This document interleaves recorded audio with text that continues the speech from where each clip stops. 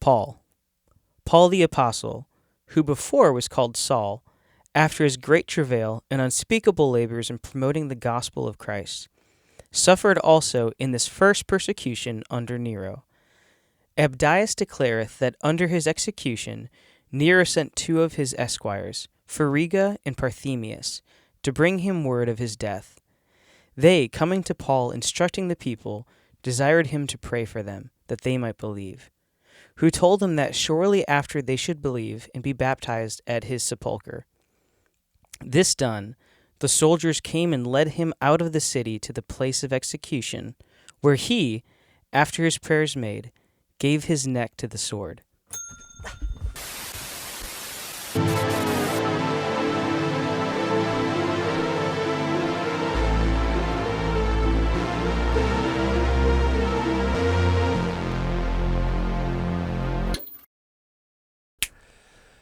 Hey, Paul. Hey, Steven. Welcome to Martyr's Row. Yep. Paul, It's a big day for me. oh yeah, it is. It's your day. It's the. I don't want to be like incredibly morbid. It's like the anniversary of your death. Like 11 episodes for this day. You got it right in the beginning. Oh yeah, that's true. Yeah. Yeah, you lasted 11 episodes. That's pretty good.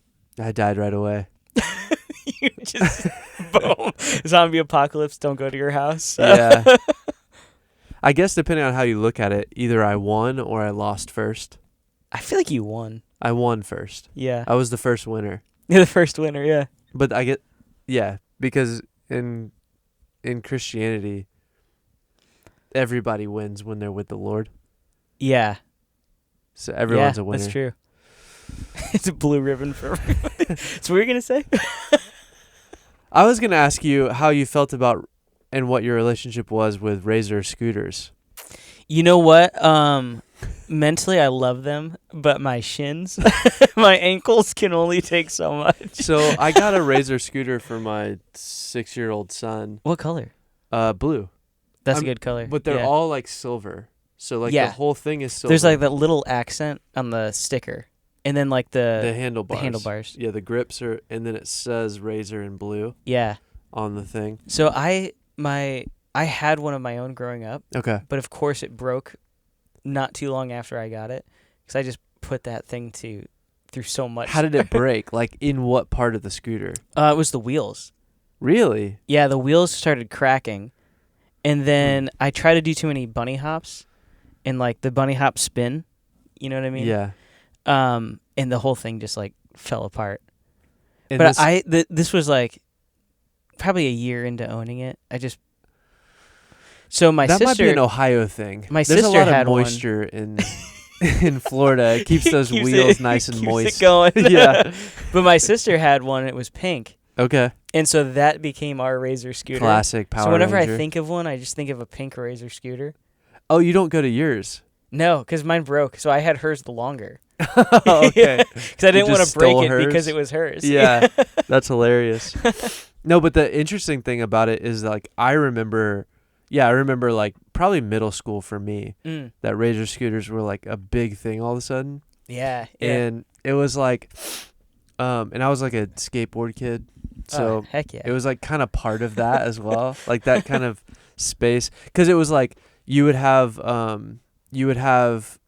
like skateboarding on TV, like competitions, and then they started having like scooter like street competitions. Did you take him on a half pipe? No. Really? That feels wild. Yeah, it's pretty wild. No, I never did that. But there used to be so there still is, but there's a neighborhood south of town where this particular, like, it's one of those neighborhoods that has a bunch of little neighborhoods in it. Okay. And one of the little neighborhoods has this massive like uphill cliff to get into the neighborhood, you have to go up like a mountain. It's like it's That's a so really cool. steep incline. I actually don't know why they built it that way. It's like 10 feet 'cause we're in Florida. No, it's like a couple stories up. Oh, Like, really? I'll have to show you at some point. Yeah, please. It's a little weird because it's like you come into the big neighborhood, and then this particular like sub neighborhood of it, you all of a sudden turn and you're going up a very, like, you're about to go down a roller coaster. That's so cool. And then when you get to the top of it, then it kind of goes off, like there's one to the left, and then it goes slowly downhill, and then, you know, it ends up landing. So it's almost like the entry to that area. That's so is awesome. like this massive hill. Anyways, like when you get in, there's 2 lanes of traffic, and then there's like a big median in the middle. So like when I was in like middle school, you just bombed that hill with a Razor scooter. That's so cool. But all the kids would stay down to like watch for cars, because if a car came, you're dead. Yeah, true. And then at one point they put like across from where the hill is, across the 2 lanes, it was like grass and then really tall unmowed grass. And so they put a ramp down there so that you could hit the ramp, like go across the 2 lanes and then hit the ramp. And it was like, I watched so many people like just almost lose their lives. Yeah. Because it was just like, I don't know, there was something about the extreme sports era of like the late 90s, early 2000s. It's kind of fun. Yeah. Yeah, I guess. I mean, most of those people have like really bad, like, like most of them, to be honest, are just already dead. But yeah, like most of the professionals, they're just dead. They've put a lot of work in. Yeah. They've got a lot of repairs in their body. Yeah. Yeah, the knees aren't factory anymore. No. No, but the thing I was impressed by is like I was looking at, because scooters are like a big thing now for kids again. And so, but all the kids' scooters now are like tricycles. Oh. So they have like that won't do. So they stand on their own. So that's not fair. So like on the front post you have one wheel on either side. Okay. And then those wheels are actually on hinges left and right. Oh. So when you push down on one side of the, like on the handlebar like you normally would to like turn, it actually like springs the wheel and it shifts left to right. Is it easier to carve with those then? Definitely. Yeah. But they're usually 100% plastic. Oh, so you don't want to trust it. No. Because like if you push too hard, it could do weird stuff. Yeah, that's fair. But and then the back wheel is usually 2 wheels together.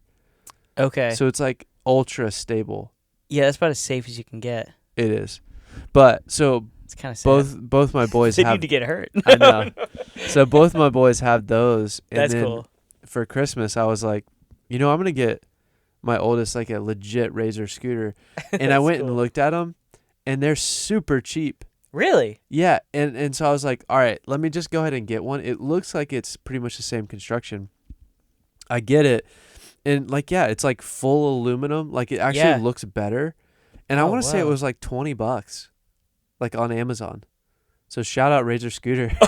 Paul's about to be a customer. I'm about to buy some. Well, so check this out. So when I was younger, I always wanted to own a skateboard. Okay. That was like my dream as a kid. To own a skateboard? Because I wanted to skateboard so bad. Paul, I'll get you a skateboard. Thanks. Well, so I was too embarrassed or shy to ask my parents for one. Okay. So I was like, they're going to say no. They're going to say it's stupid. I just know it. So I just had that vibe about it. Yeah. Because even my older brothers didn't have one. They would borrow their friends on occasion. Okay. And I would just see him do an ollie, and I was like, that's the coolest thing I've ever seen in my life. It is pretty cool. It's pretty awesome. It is, yeah. And it's like, it doesn't make any sense in my brain. Sure. Like why it works, but it just does. Yeah, there's a lot of things that have to happen. It's pretty cool. It's actually, even the physics behind it is really interesting. Yeah. But, so during COVID, we're all at home, and I'm just like, you know what? Why is that such a common way to start a story? I know, right? So during COVID, I did this thing I would have never done before. You know what? I think a lot of it, I correlate it to a longer, like, December. Okay. And here's what I mean by that. That's extremely emo. Yeah. That's the most emo thing you could have said. I've never felt more emo than when I talk to you. What I mean by that is I equate COVID to a long December. That's the most Midwest thing you could have ever said. I'm learning so much about myself. Yeah. Well, it's like I'm a little too observant. you are. More than I even am of myself. Well, so what's interesting is because I think one of the big things with New Year's resolutions is leading up to that is the only time a lot of people have where their responsibilities aren't normal. Sure, yeah. It's like you don't have a normal work life, you don't have a normal family life. Yeah, because holidays kind of disrupt all that. Exactly. That makes sense. And so it's like it makes us think about ourselves, be more introspective, and like, oh, what do I want to change? Yeah. And then it's like why they normally fail is because we get back into our normal routine. Yeah. And realize that the two things are not compatible. Yeah. And so with COVID, it kind of removed every boundary. So it's like we have a longer time to really think about ourselves and make more impulsive decisions. Impulsive? Yeah. You Did like you that? It wasn't intentional, but now it is. Yeah. Also, for me, I was like, I've always wanted to own a skateboard. And so I'm just going to go ahead and just do it. I thought that the story was going to end with, like, when you were 10, they finally got you one. Oh, no. It took until COVID. Yeah. I don't know why I didn't think about that until right now. So think about that. So like, 2020. you already jumped to COVID. Yeah, so I was 26 years old when I first bought a skateboard. So you were too embarrassed to ask your parents. Your brothers borrowed them from other friends. Yeah. And then when you were 26, you decided to fulfill your childhood dream. 100%. Of owning a skateboard. Owning a skateboard. Only because COVID created this scenario for a long emo December. Oh, I was so emo during that time. You're like, I could break a few bones. Yeah, I could do that. Well, it's funny because it's like I love It'd be how easy to get to the hospital now. I'm learning how to do this, like how to drop in on a bowl at the age of 26 years old. You did that? Yeah. So it's like I'd mess up my wrist and like, well, I guess I'm out for 3 months now. That's the crazy thing. When it's like, if I was a kid doing this, it'd be like 2 days and I'd be back at it. Yeah. So I mean, it wouldn't be better, but yeah. No. Yeah. But so what I did do is after I got a little bit better at it, I established what I called the Scoot Club. Okay. And so I feel like we should bring it back. So it was like, bring your skateboards, bring your Razor scooters. Skateboard is interesting. Yeah, it's late. Bring your cyber skateboards. Your skateboards. That's a t-shirt. That is. Yeah. And I was like, let's just go downtown and just scoot. Okay. And so around Ohio, we just scoot around on skate. It was a bunch of 20-something-year-olds. Here, the thing is, we Paul, were not doing anything wrong. No one is scooting on a skateboard. People don't scoot on skateboards. Well, I wasn't very good. You scoot on scooters, but you ride skateboards. Yeah. Well, because I was. When you say scoot, I think you're sitting on. I was better on a scooter than I was on a skateboard at the time. Okay. So I hear that to be true. Yeah. With the way you're talking. So I was like, guys, we're scooting. So it's the Scoot Club. Just a bunch of scooters. Yeah, and then when I came to Florida, I reestablished it, but it was all skateboards at that point. Okay. So it was like, I guess it's still the Scoot Club, but we're just on skateboards. Oh, so it originally came from being on scooters. Yeah. Well, that makes way more sense. Yeah. Okay. But it kind of like, there are people with skateboards, so it's like, yeah, you're part of it, of course. Okay. But then I realized after I didn't break them, but like I really messed up both my wrists at the same time. Yeah. And I was like, okay, maybe I shouldn't keep doing this. Yeah. And I realized that I actually just liked cruising than doing tricks. So now I just have a longboard that I ride. That makes way more sense. Yeah, I used to ride it to church all the time. That fits your vibe a little bit better. Yeah. And our pastor used to make fun of me a lot for it. Also, not make fun of me, but he used to laugh. He's like, "Yeah, you coming in on your skateboard all the time." Yeah. You could still ride a longboard in a bowl, depending on the bowl. That's true. Yeah. Or they make like shorter longboards, but with the same type of like trucks and wheel setup. Because actually, so the one I have right now, it's actually a skateboard, but I bought bigger wheels for it, and I added some risers to the trucks. So it actually is a skateboard with like cruiser wheels on it. That can get tricky. It's pretty nice. I really like it. It's a cushy I like ride. that. You think that Paul in the first century had a scoot club? So you know what's funny? And this is where I was thinking of first century Paul had a scoot club? I was thinking of like, do I want to tie it back this way? But you know, when you think about how zealous Paul was. Sorry. It's just such a leap. But you think about like he was an extreme person. Yes, he was. And it's like I Like wouldn't the be X surprised Games? if he was right next to Tony Hawk. What are you talking about? If he's just like, yeah, I'm gonna free solo that mountain. Because in his mind, he's like, I'm gonna single-handedly bring the gospel to every nation. I mean, I could see that. Like Yeah. Paul was pretty intense. He was an intense person. Yeah. Yeah, didn't he get thrown off a boat at some point too? Yeah.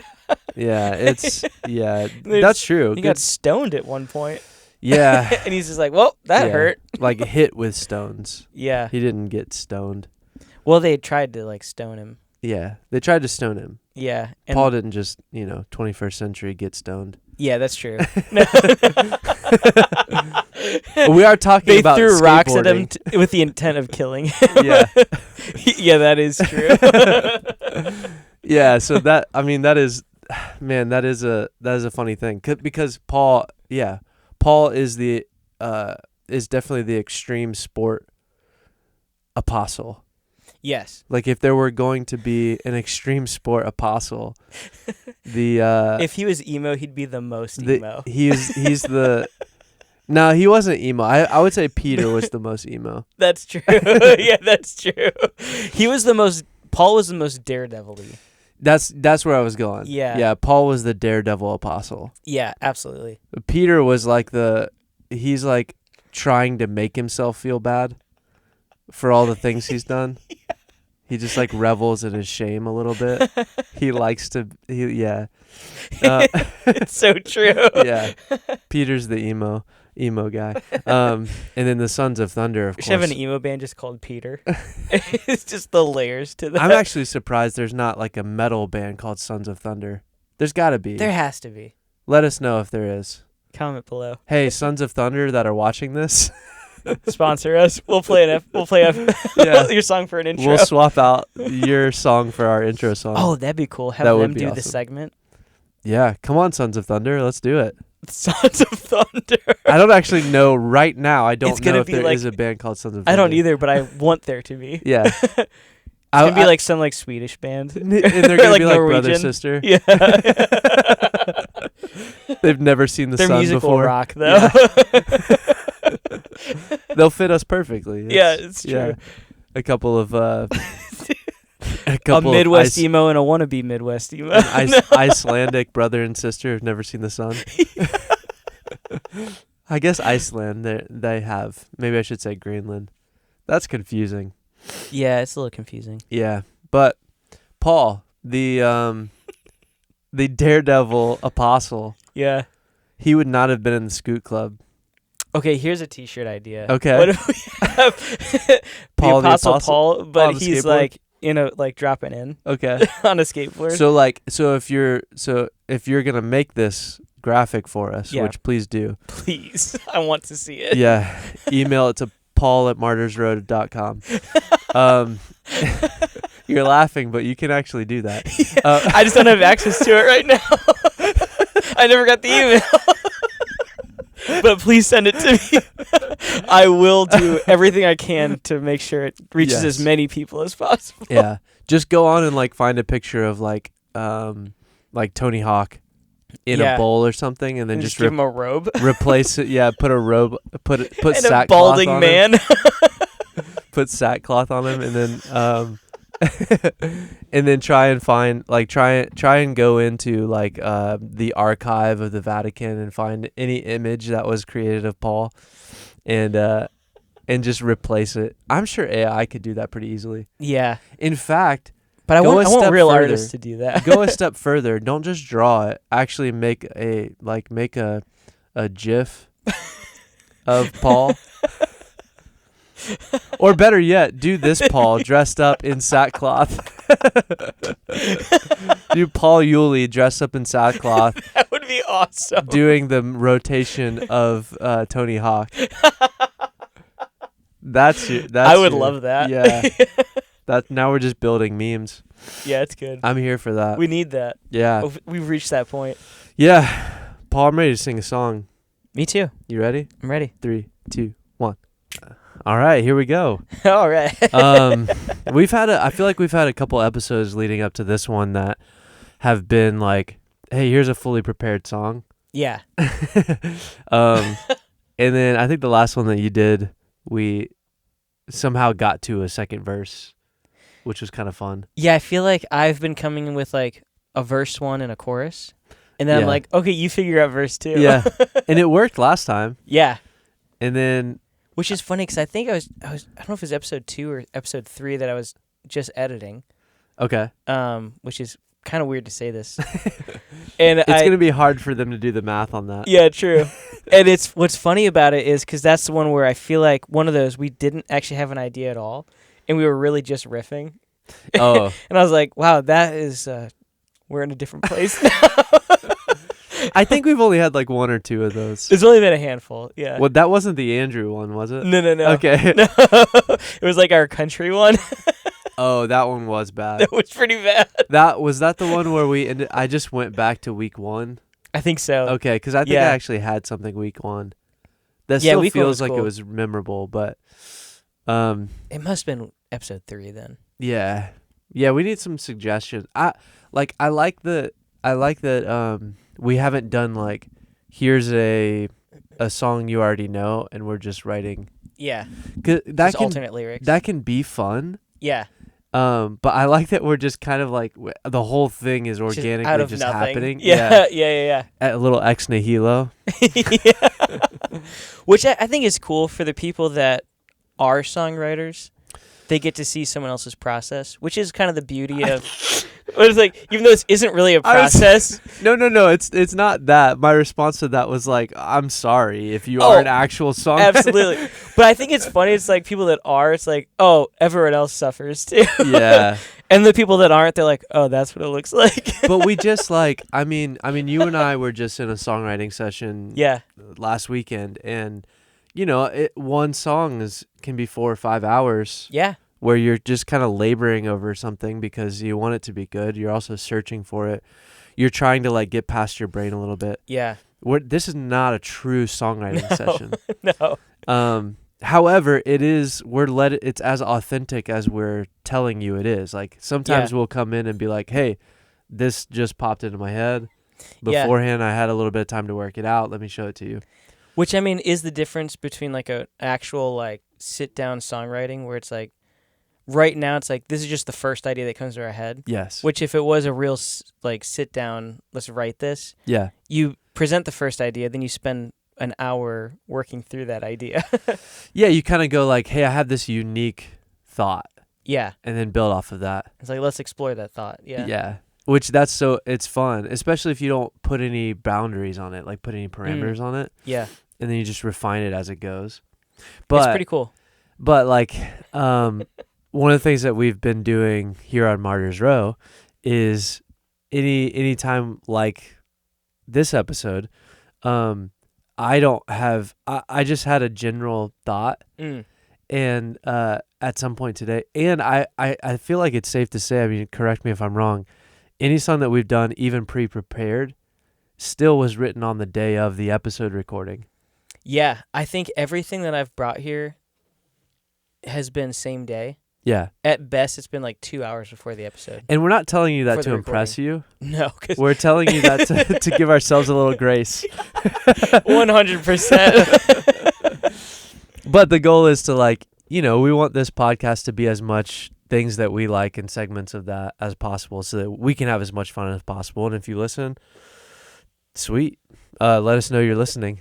Yeah. So I asked Paul just quickly to write down all the martyrs that we've talked about so far. So this is episode 11, and that means we've talked about 11 martyrs at this point. I think technically 10. Because episode 1 was like the intro. Oh, you're right. So I think 10 martyrs. Because episode 1 was like the setting the scene. Yep. Yeah. Oh, and a little Easter egg. We did the trailer, episode 0. Yeah. At some point within the first 10 episodes. Yeah. Because we kind of did episode 1 as like, this needs to be our introductory episode. But in reality, we didn't really fully have a format. It just kind of happened in that first episode. And it's kind of amazing how much we've stuck with that just happened organically. Yeah, we just have been refining it. Yeah. But then at some point in the last 10 episodes, or in the first 10 episodes, that's a weird way to say that. In the first 10 episodes, we recorded an episode 0. So comment below if you know which episode that after that episode within the first 10. This is not going to make any sense. If you can guess which episode we recorded episode 0 at, then we'll give you a thumbs up. Maybe it'll force us to finally make t-shirts. Yeah. We'll give you a pocket tee that says Scoot Club. Scooter Club, Martyr's Row. That would actually be kind of sick. They're kind of sick. Paul's Scoot Club. Members only. I would do that. They're kind of sick. Yeah. I'm down for that. And then the graphic is what people submit. Okay. As Paul dropping in. Oh, yes. The Apostle Paul dropping in. I'm down for that. That'd be so sick. All right. Well, so you know what you're going to get. So you better draw something nice. Is this segment done? You have to play something. Okay. There's been no song. True. They haven't even heard a sound yet. It's going to hum if they need to. All right. So there's actually something really complete about this. I didn't think about it till now. I'm looking at the list. And... Oh. Yeah. Interesting. Paul's realizing it as well. So at this point with the first 10 martyrs, Stephen is the first one.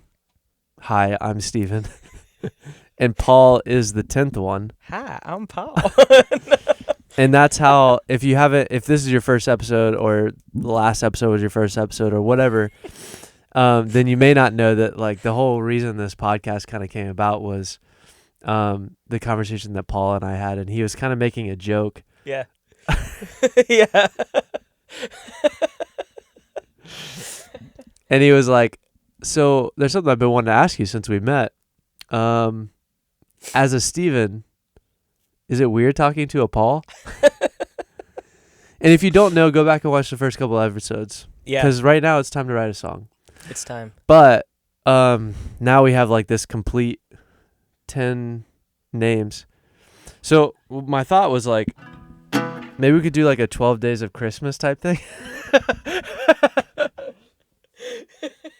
What do you think, Paul? I like it. The 12 martyrs of well, it'd be 10, martyrdom. but yeah. Or 10, yeah. 12 would make way more sense, though. We'll do it again in 2 episodes. Okay, I'm down for that. What if we write the first 10 and then we add 2? And we add 2. Yeah, I'm just doing math. Is this guitar on? Is it on? I think so. It's If a pretty not, light it'll signal. be very quiet. It's all right. We can make it louder. Yeah. So again, I don't even. On the first day of martyrdom. On the first day of martyrdom. On the first day of martyrdom. The people go really chose to kill.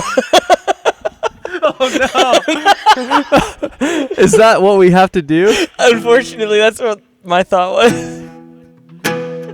On the first day of martyrdom, the people chose to kill Stephen. How did we get here?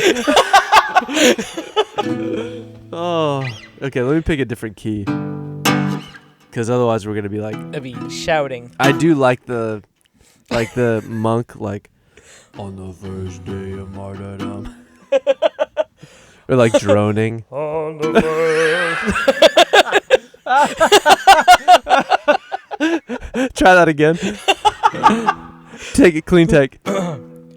On the first. I lost it. Even the way you had your hands. By the way, if you're just listening to this, you're missing a lot. On the first day of martyrdom, the people chose to kill. The problem is that's too good. We have to just go with it. That's the whole thing with songwriting. Is you just run with it. It's that. How is that already the best idea?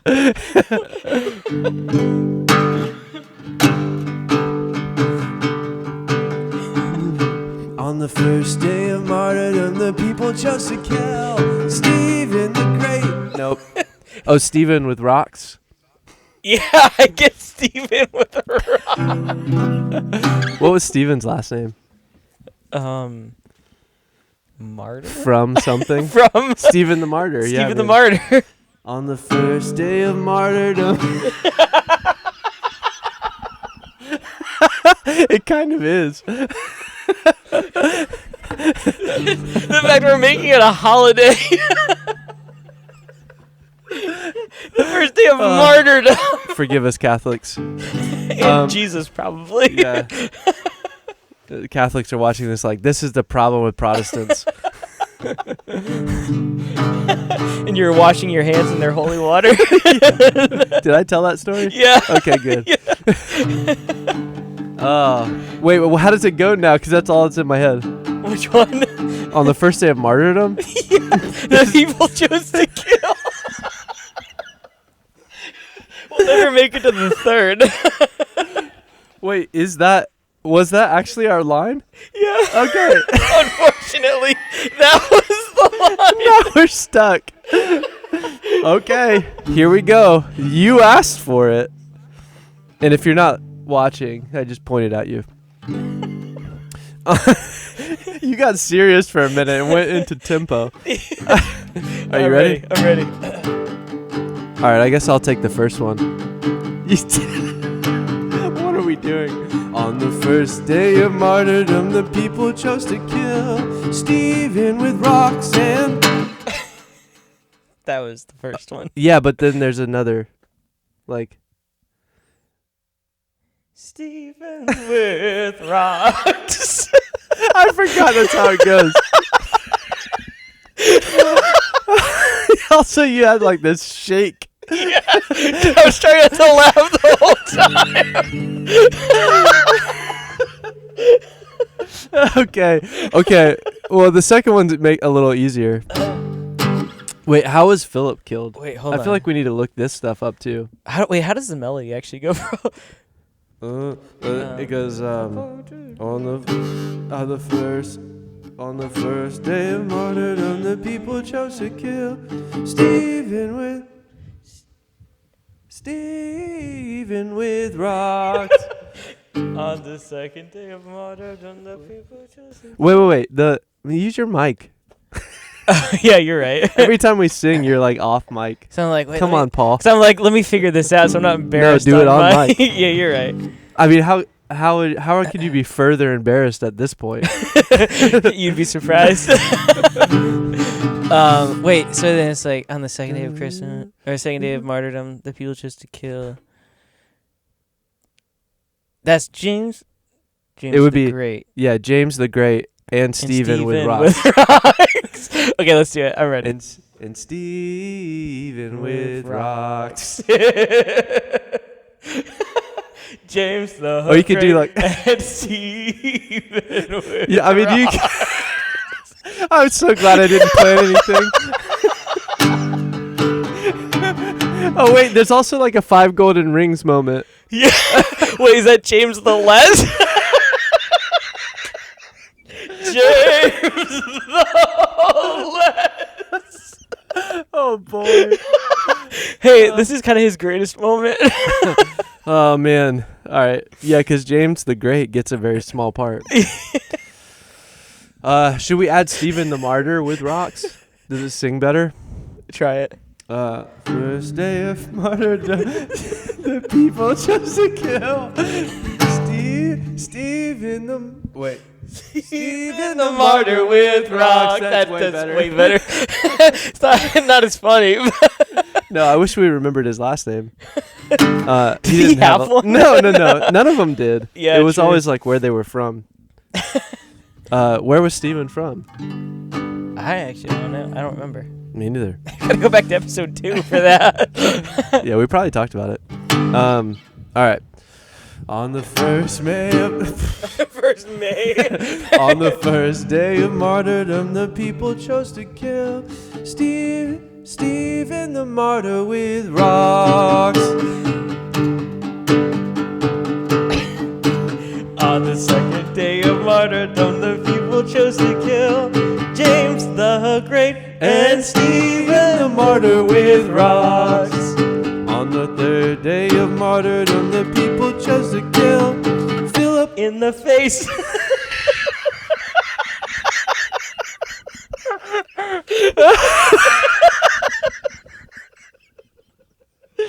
Wasn't he with an axe? Yeah, probably. I'm having too much fun with this.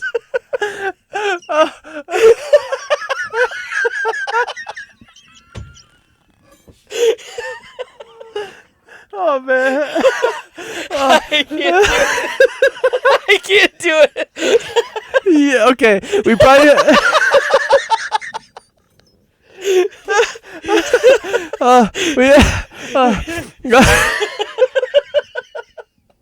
we probably just need to go for it. Yeah, So just go for it. Okay.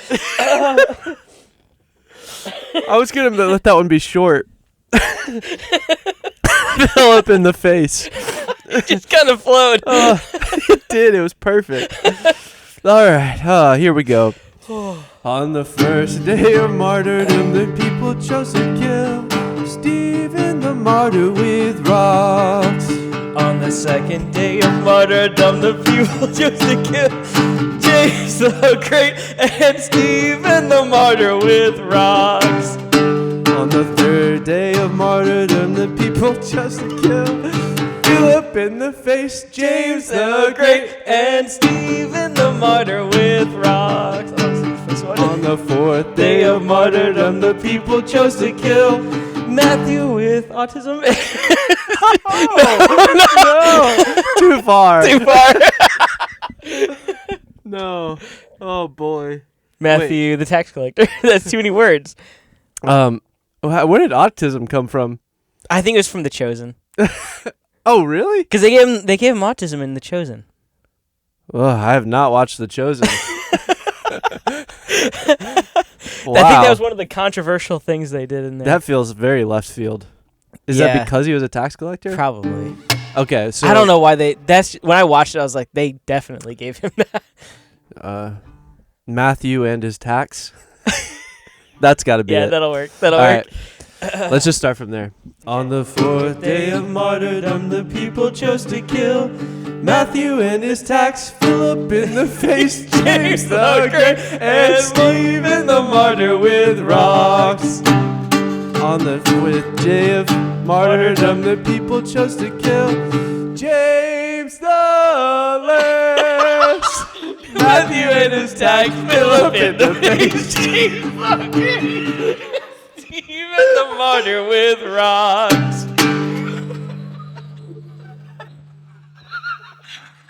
On the sixth day of martyrdom, the people chose to kill Matthias was an afterthought.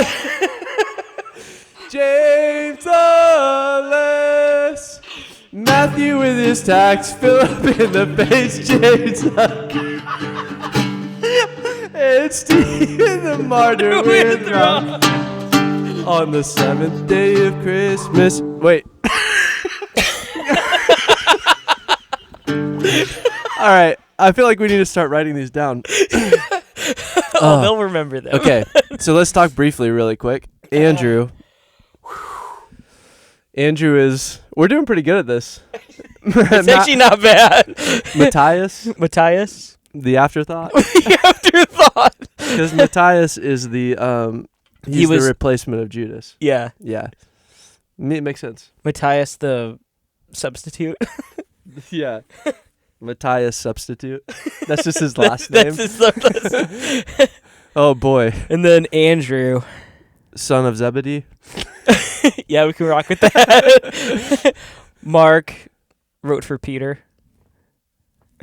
Yeah. Peter made Mark wrote. Made Mark right. Peter the Rock. We'll just go. Yeah, okay. yeah. All right, we're at 7, so... Oh boy, here we go. Paul was very small. Paul, how about Paul? Here, we'll get there. You got something special for that? On the 7th day of martyrdom, the people chose to kill Andrew, son of Zebedee, Matthias substitute, James the less. Matthew and his tax, Philip in the face, James the great, and Stephen the martyr with rocks. On the 8th day of martyrdom, the people chose to kill Mark, who wrote for Peter, Andrew, and Son of Zebedee. Matthias, substitute. James the less. Matthew and his tax, Philip in the face, James the great, and Stephen the martyr with rocks. On the 9th day of martyrdom, the people chose to kill Peter the rock. Peter right? called the rock. Yeah. Peter is the rock. Peter called. Peter is the rock. Yeah, that's better. Yeah. On the 9th day of martyrdom, the people chose to kill Peter called the rock. Oh, yep. You switched it on me. No. You said Peter called the rock. And then you're like, Peter is the rock. I was like, oh, that is better. Okay. Well, we did both. Oops. What was Mark? Wrote for Peter. That's right. On the 9th day of martyrdom, the people chose to kill Peter called the rock. I still did it. I just was like, let's see what he does. On the 9th day of martyrdom, the people chose to kill Peter called the rock. Oh my gosh. Oh boy. On the I'll let you take day this of one. martyrdom, the people chose to kill Peter called the rock. Mark wrote for Peter, Andrew Zebedee, Matthias substitute, James the less. Matthew and his tax, Philip in the face, James the great, and Stephen the martyr with rocks. Wait, hang on. Okay, I haven't been doing that. It's fine. All right. Really on the 10th day of martyrdom, the people chose to kill Paul, who killed Stephen. Peter. That's what it has to be. It has to be that. Okay. All right, here we go. Perfect. On the 10th day of martyrdom, the people chose to kill Paul, who killed Stephen. Peter is the rock. Mark wrote for Peter. Andrew Zebedee.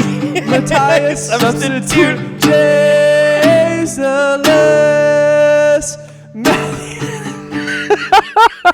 Paul just passed out. Oh, we have to get this clean. This is gonna be our hit. This is actually pretty good. This is our Christmas album. Yeah. Oof. This can be our Lent album. Oh, so true. Okay. 2, 3, 4. On the 10th day of martyrdom, the people chose to kill Paul, who killed Stephen. Peter is the rock. Mark wrote for Peter. Andrew Zebedee. Matthias substitute. James the less. Matthew and his tax. Philip in the face. James the great. And Stephen the martyr with rocks. I could not hold it together. We got to get that clean one more time. I was changing the chords on there. Oh, you're good. I'm just trying not to laugh. All right, last time, and then I promise, guys, we'll move on to the next thing. This is our rendition of the 12 Days of Christmas, called the 10 Days of Martyrdom. And counting. There's more to come.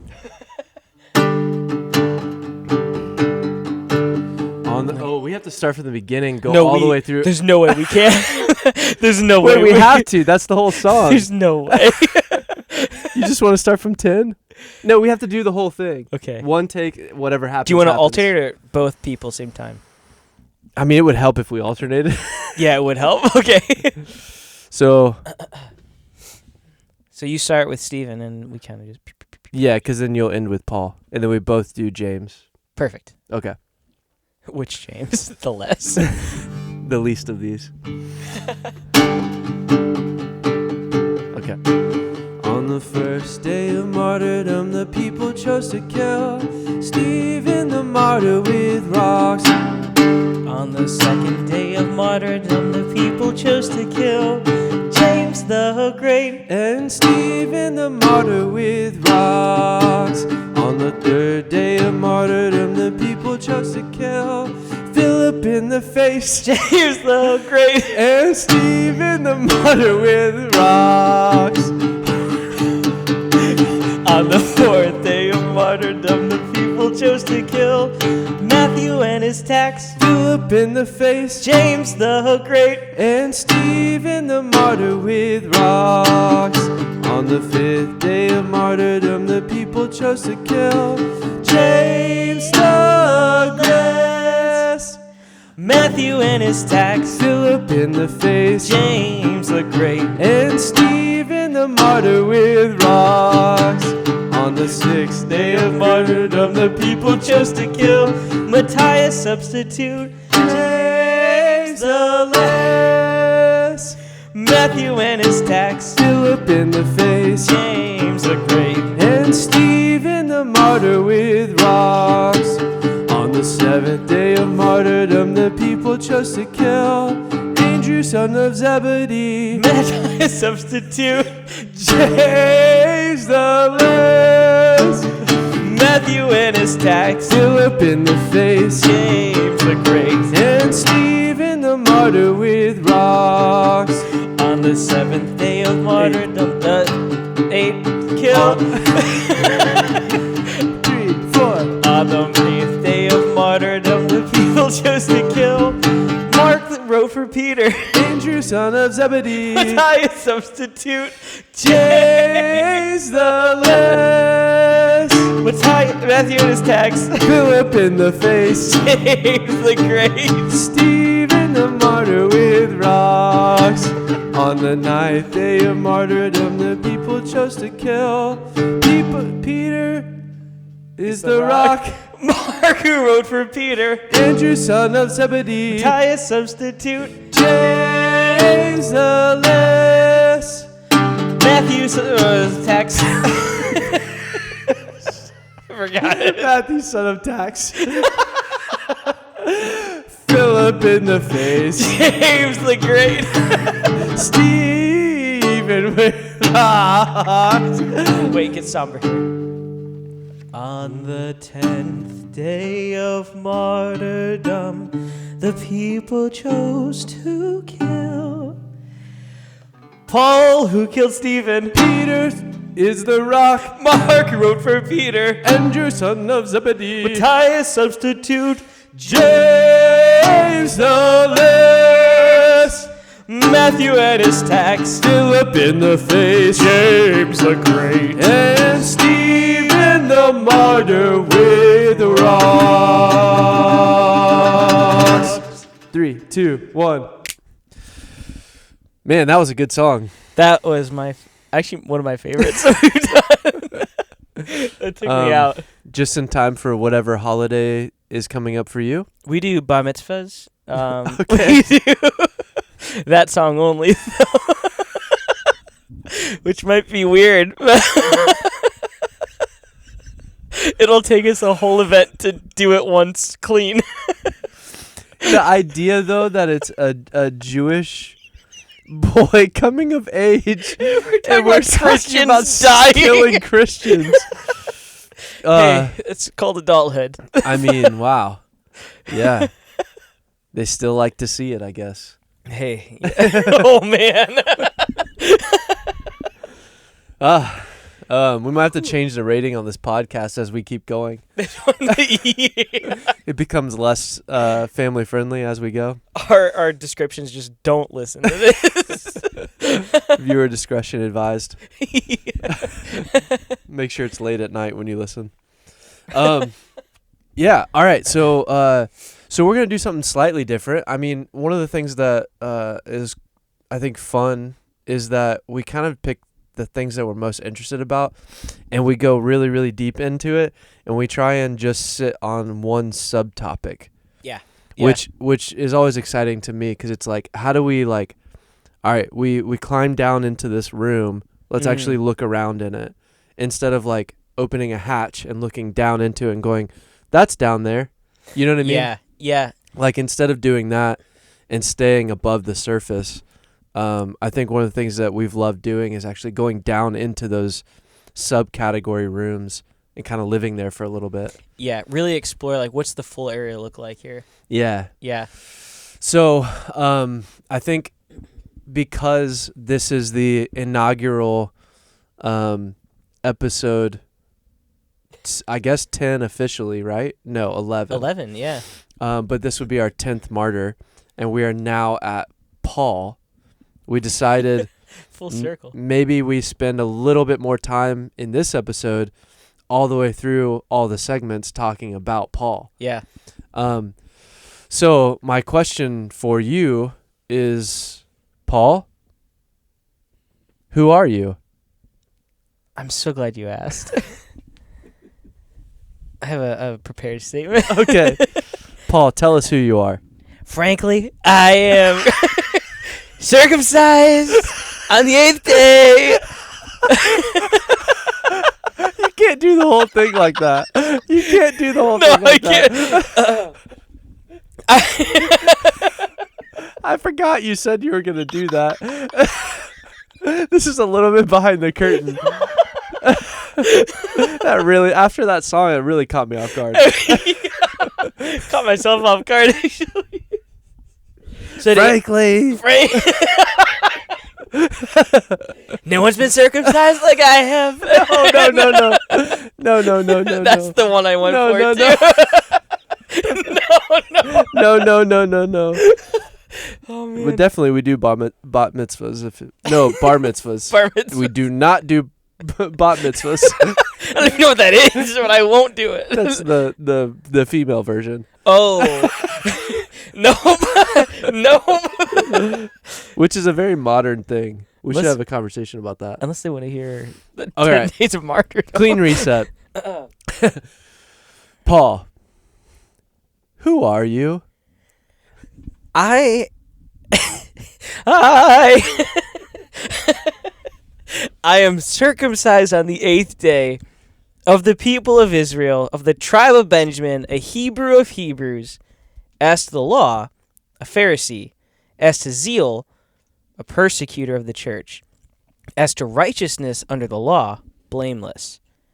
But whatever gain I had, I counted as loss for the sake of Christ. Indeed, I count everything as loss because of the surpassing worth of knowing Christ Jesus my Lord.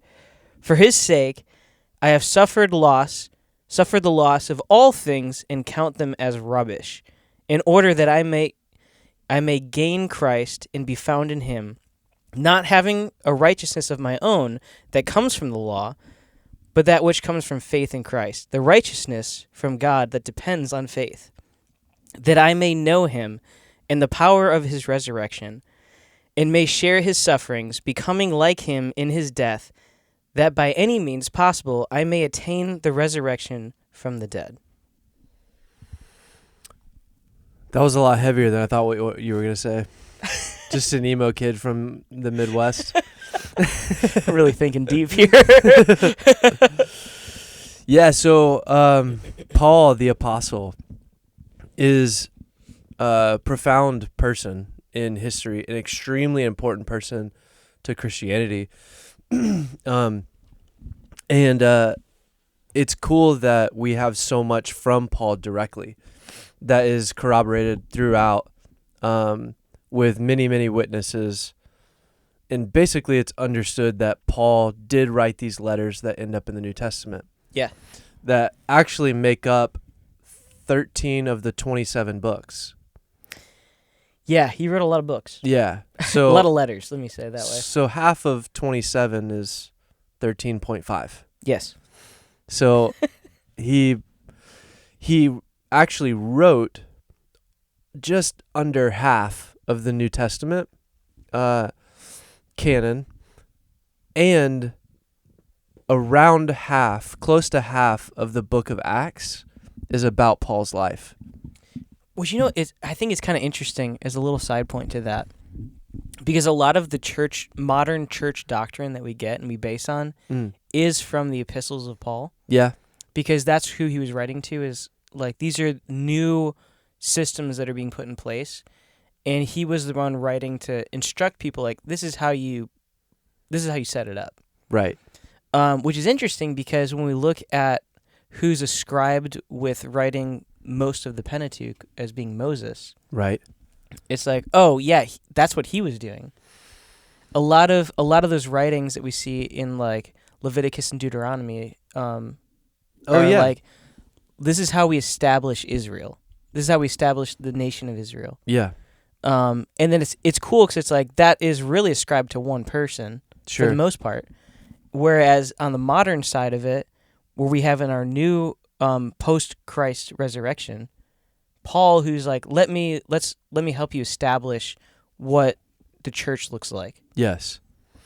Yeah, that's a really cool way to look at it. Yeah, yeah. Because you do have this like OT, NT, Old Testament, New Testament, Old Covenant, New Covenant. Like, you have all these pieces, and you're right. Like, there is a systemized layout to how that covenant plays out in praxis. Yeah, yeah.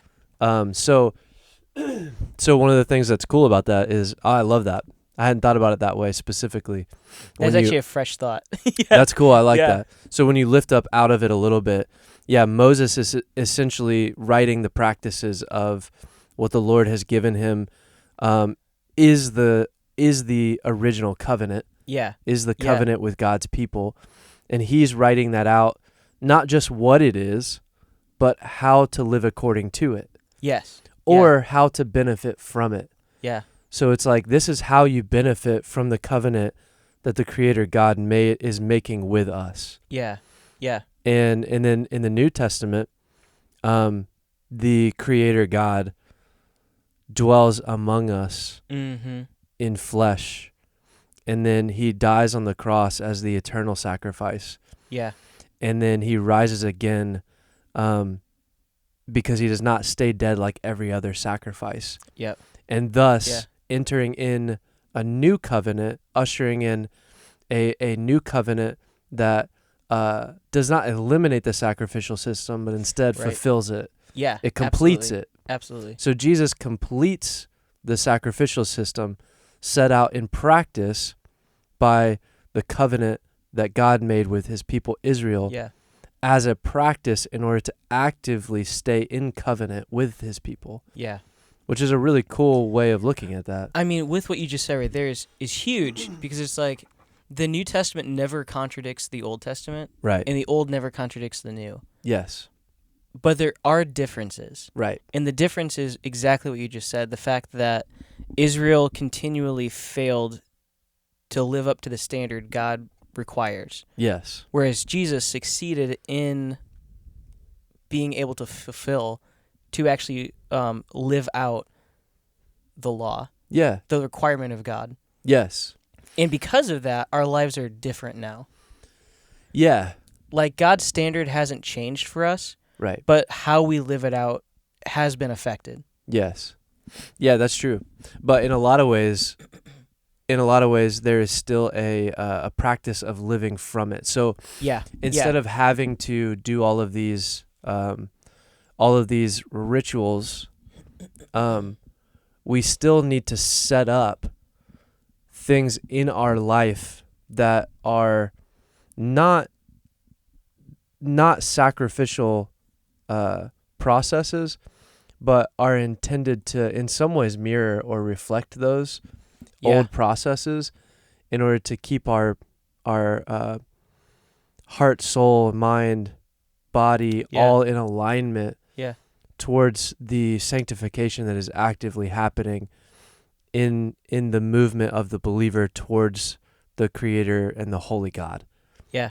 So I love that juxtaposition. And Paul is the person, like Moses, who both of them do not, like, God precedes both covenant. Yeah. Yeah. So God makes the covenant all in and of himself. Yeah. Yeah. Right? Because even when God makes a covenant with Abraham, Abraham falls asleep, Mm.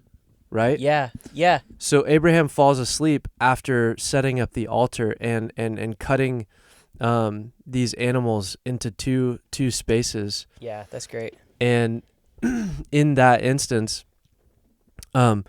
Abraham is not the one that is fulfilling even that covenant itself.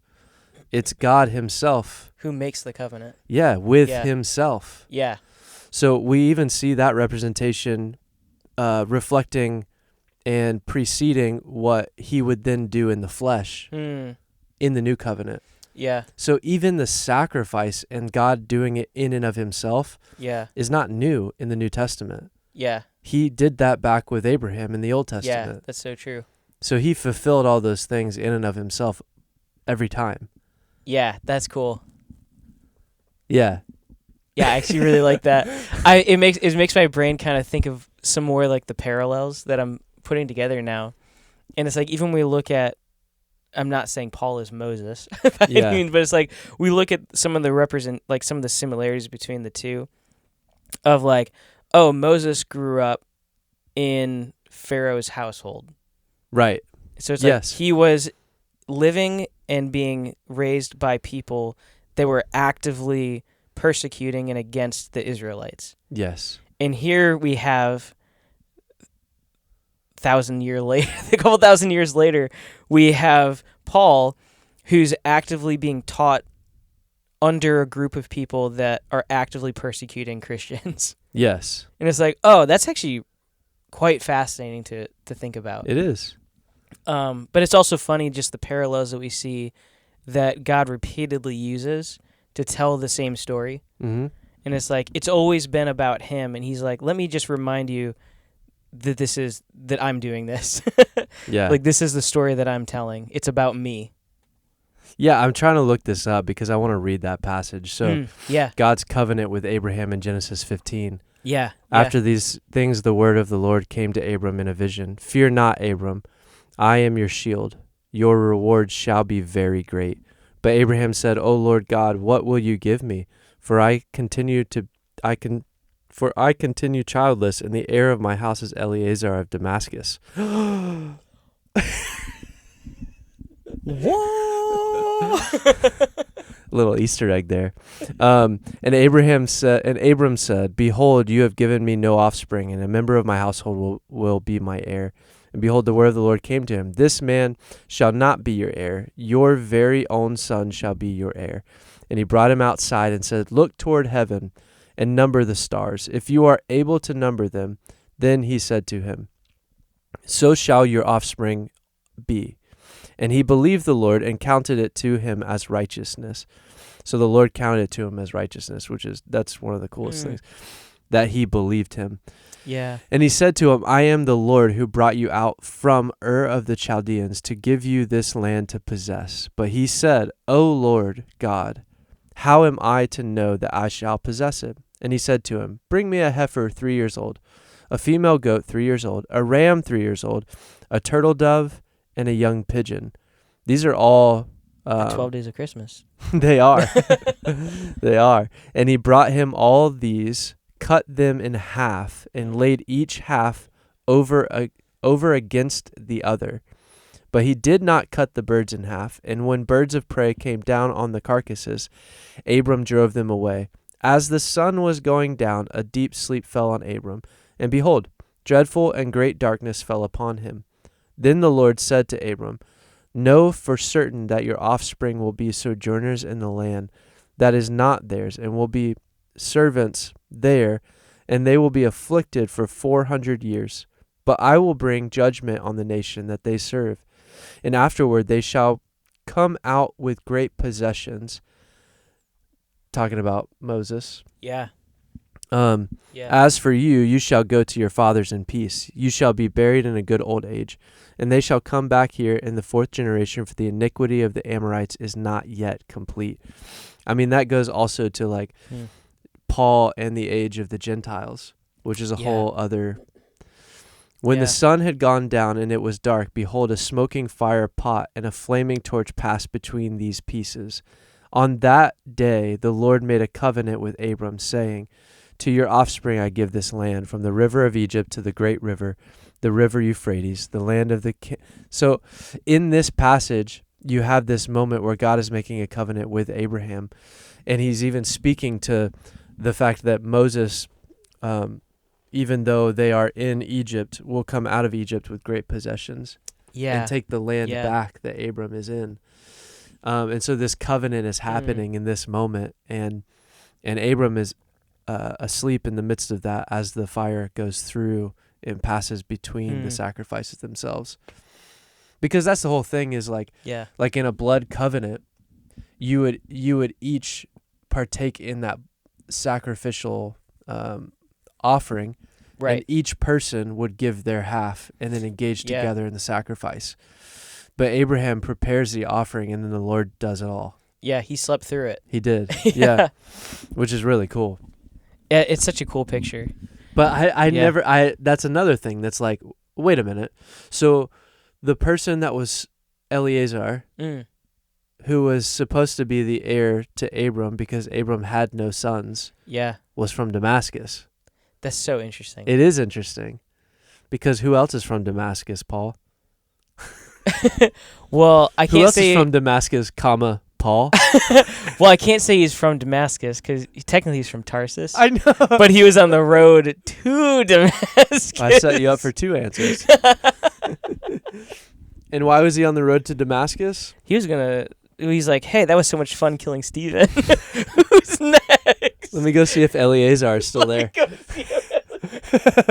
It's been a while, but let me go see if he's still there. He might still be kicking. Yeah. Oh, man. Land of Eleazar, Damascus. Land of Eleazar. So Paul, basically, he writes out the practice, which kind of mirrors, in a lot of ways, the law of Moses. But the law of Moses is written out of the covenant that God makes with Abram. Yeah. Yeah. So that's the thing is, then Jesus makes a covenant with man in the New Testament through his life, death, burial, resurrection. And then basically Paul writes out the letter of the new law. Yeah. And says... and Jesus basically says you have to be better than the Pharisees, hold to the law. But in his statement, he's saying, but I did it for you, so it should be a little easier. You've got an image now. You have an example of how to do this. Good luck. So then if you look at it like that, like if you look at the New Testament in that way where basically the back half of it is mostly written by one guy, the same way that the practice of the law was written out by one guy. Which is interesting because the two people that take some big heat are both of those guys. That's true. Because they're the ones that are establishing, like, hey, this is what it's supposed to, in practice, this is what it looks like. Yeah, and if you think about it, Paul really never sees the promised land. True. Yeah. Which is also fascinating. That's interesting. So where Moses sins against God in the wilderness, in not being obedient to the Lord's command, and he's forced to never actually step foot in the promised land. Yeah. But the Lord is gracious to him, it says, and the Lord takes him up to be able to look over and see the promised land. Yeah. So he allows him to see what is to come, but then he dies before they actually step into the promise. And then when Jesus, right before Jesus ascends, he gives the Great Commission to go into all the world and preach the gospel. And really the person who leads that charge is Paul. Yeah. And he goes to the ends of the earth, but he never sees that fully fulfilled. You know, so I actually want to bring up this. I was looking at this earlier today, and it was we actually talked about this on a previous episode. Previously on Martyr's Row. In Isaiah 66, where it talks about, and we see this image of God saying, I want to reclaim the nations. And so it is what's cool about what you're bringing up here is with Paul, it's like he was so desperate to go all the way to Spain. Yeah. From the beginning of his ministry, he's like, I need to go there. Yeah. And when we look at it, it's like, okay, well, what was there? It's like, well, that's where the furthest nation was. Yeah. From that we see all the way back on the Table of Nations as it's split up into the 70. Yeah. And it's Deuteronomy 32. Yes. Yeah. And actually, so I'll start here. This is in verse 19 of Isaiah 66. And it says, and I will set a sign among them, and from them I will send survivors to the nations. Let me start with 18. I'll just start all the way to the top. Do it, yeah. It's not all the way to the top. I just read all of Genesis 15. Oh, yeah, that's true. Because, I mean, honestly, this is a really cool passage, especially for what we're going to be talking about here. Yeah. With Paul's ministry and the apostles' ministry as a whole. So starting in verse 18, for I know their works and their thoughts, and the time is coming to gather all nations and tongues, and they shall come and shall see my glory. And I will set a sign among them, and from them I will send survivors to the nations, to Tarshish, Pul, and Lud, who draw a bow, to Tubal and Javan, to the coastlands far away, that have not heard my fame or seen my glory, and they shall declare my glory among the nations. I'll just stop there because it's like, holy cow. Yeah, yeah. So what's interesting is, okay, so he's talking in these very ancient names of places. Yeah. And so Tarshish, well, like, okay, well, where is that? That's modern-day Spain. And it's like, and that's all the way over there. It's like, okay, what about Pul? It's like, well, that's actually down in, like, Libya. Okay. Which is, like, northern Africa. Yeah. And then what about Lud and Tubal? Well, that's Asia Minor. Right. And then Javan, that's Greece. Yeah. And so it's like, and obviously there are more nations that are spread out down further east of Jerusalem. Yeah. And it's like, well, we know that they were there. And there's other apostles that had a lot of missions work there. Yeah. And Paul's like, yes, let me do that, but I'm going to do the work in the furthest regions too. Right. Because we're all working here. I need to hit Asia Minor. I need to hit Greece. Yeah. I need to hit Libya. And I need to go to Rome and Spain. Yes. And it's like, so what is he doing? Well, he knows. It's like, and we'll talk about this in a minute. It's like, well, in his studies, like, he knows the Old Testament. Yeah, he does. And then when he sees the fulfillment of Christ through that, he says, okay, that's him, and I know what he wants. Yes. He wants all tribes, tongues, and nations. Yeah, because... And so let me go to those nations and tell them who Christ is. Yes. Like, that's the mission. Yeah. And we see that in his life. So it's funny because it's like there's a big claim against Paul that, he never knew Jesus, and he preached a separate gospel. It's like, okay, let's say that. Why would he commit his entire life to doing what the Old Testament and Jesus said, I want this?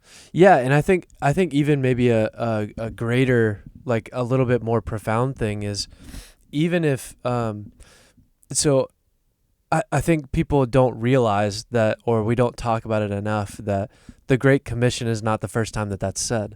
Right. So looking at Isaiah 66, if Jesus, which we're going to talk about in a minute, and we could probably got to stop saying that and just let it be that minute. Just let it be. But if Jesus tells Paul, go, he doesn't need to tell him where to go. He already knows. He already knows. But not because of the Great Commission. Because the Great Commission is not written down yet. Right. It was said to the apostles that were there during the ascension. Yes. Yeah. And Paul wasn't there. He wasn't there during the ascension. Which is part of the argument. The problem is if Jesus says go, then immediately Paul's going to go, okay, well, Isaiah 66, to all the nations. Yeah. Of course. Yeah. And not only to all the nations, but in the context of when he tells Paul to go, it gives Paul more context of what he's talking about. Yeah. So let's get there. Well, I mean, it says it in the verse, like, so they'll see my fame and my glory. Right. Who's my? Yeah. That's God. Right. And he's like, I've seen him in the, he's like, I've seen him. Yeah. We can talk about that in a second, in the flesh. I keep saying it. I couldn't help myself there. Okay, so let's jump to this real quick. Okay. Acts 5. Okay. We see a very interesting picture where Paul and Peter are brought forth in front of the Sanhedrin. Yes. Because of their preaching of the gospel of Christ. Yes. And they're like, we need to kill these guys. Because they're preaching a false gospel. Because they're going against the teaching of the Pharisees. Yeah, so Paul and Peter, Peter and John. There you go. Sorry, did I say Paul? You did. My bad. Thank you for correcting. That's important. That's important. So Peter and John, Yeah. apostles that walked with, that were disciples that walked with Jesus, Yes. are standing from the Sanhedrin, which is the religious council of Israel. So the Sanhedrin is the religious council that held their own law. So they were a religious law within themselves, within the Roman government, within Rome itself. They allowed them to function within their own laws as subjects still in a greater way to Rome. So the Sanhedrin is not Christians, it's Jews. Yes. Right. The same Sanhedrin that would have killed Jesus. Yes. Right. I mean, and even when we look at that, it's like it would have most likely been the same people. Yeah, absolutely. Because when we look at the time frame of this, I'll even jump ahead here with Paul. Mm-hmm. It's like Paul was only a few years younger than Jesus. Right. And I think that's, at least for me, it's like, oh, whoa, that's like a shock timeline-wise, because we think about them in two different categories. Sure. But even when we look at, it's like the ascension to the stoning of Peter is only like a couple months. Right. Most likely. It's like, it actually was like the same year that it all happened. It's like this was all happening very quickly. Sure. Because if you kill and say this guy was a false Messiah, and then there's rumors of his resurrection, well, you're going to try and suppress that. Absolutely. And so people are going to die pretty quick. You know what I mean? Yeah. I think it's one of those, like, I don't personally think about all the time, and I don't know if a lot of people do. When we talk about Peter and John and the rest of the apostles, it's like, well, yeah, they walked with Jesus. They taught under, they were learning under him. And then it's like they weren't 8 years old when that happened. Right. It's like, no, they were probably like in their 20s. Yeah. And then when they're doing their missions, it's like, yeah, they're going to be missionaries in their 20s, 30s, 40s until they get martyred. Yeah. So it's like, yeah, they were, like, this all happened within a generation. Yeah, absolutely. When it's like, oh, sometimes when I read it, you think Paul's much later. Right.